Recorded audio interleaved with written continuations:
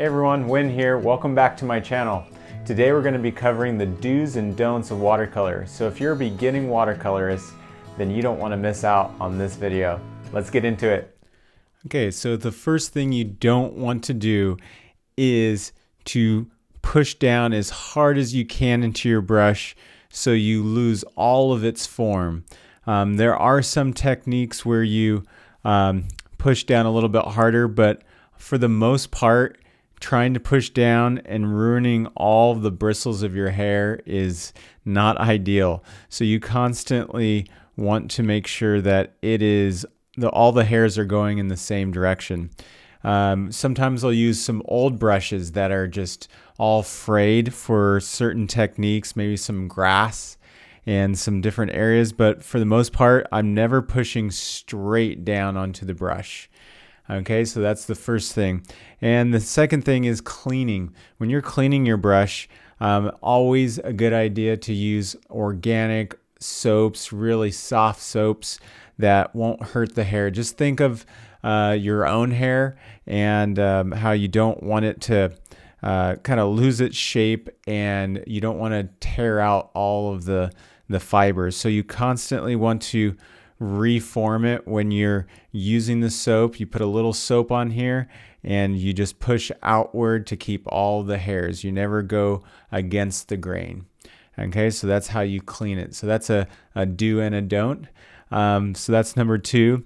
And as far as, let's go over to our palette here. So when you're mixing water, you don't want to mix tons of water and then mix your color here and then mix it here and then jump back over here and jump to another color. You always want to mix your colors on the actual surface of this palette. You never want to mix inside these reservoirs or these little trays where the colors are at.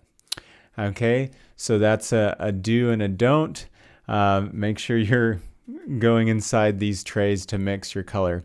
And my next one on the list is make sure that you're not scrubbing the surface too hard. So when you're scrubbing, you'll see me use the paintbrush like this, going back and forth on the surface, but I'm never pushing really hard, and I'm not going over the same area like this. Okay, I'm never doing that. So I'm never just constantly. So what's going to happen is it's going to ruin the hairs of the brush, as well as you'll probably make a hole right inside your paper, because if you're adding tons of water to paper, it's just like a sponge. It'll just make it super soft, and you'll be able to basically tear a hole through your nice paper. And another tip is make sure you're not touching your surface. So especially right before you paint, don't touch the like I'm doing right now, all the oils. If you have sweaty hands or just the normal oils from your hands, remember, oil and water don't mix. Okay, so when you rub the surface, there's a chance later on something to happen, like maybe the color will separate from where you have your fingerprints all over it.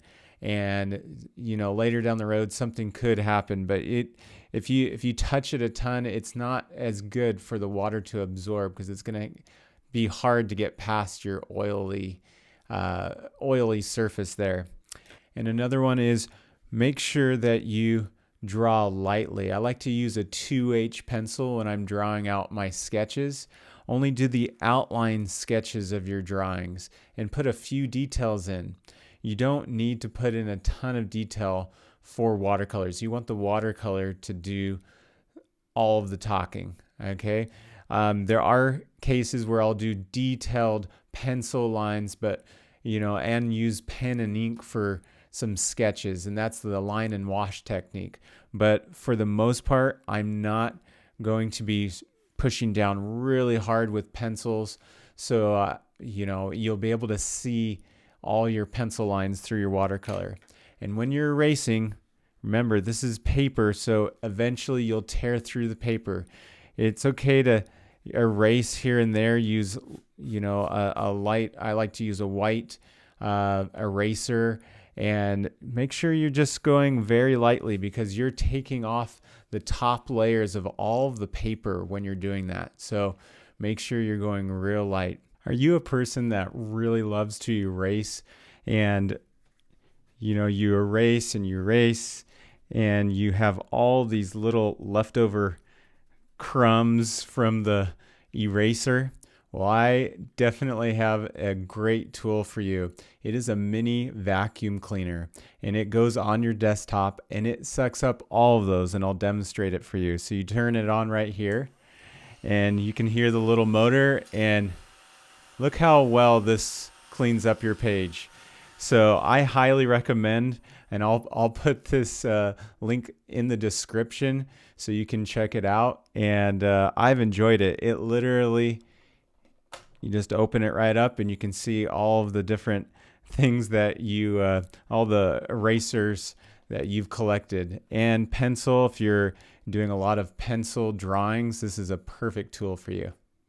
Okay, so these are my top do's and don'ts. There's many more, and continue to keep watching all of my videos and you'll see even more. Thanks so much for watching my video today. If you're looking to find more resources or just need some more guidance, I'd love to book a strategy call with you and go over all of your goals and where you want to go in watercolor. And the link is in the description below. All right, until next time, make sure you hit the subscribe button as well as the notification icon. See you in the next video.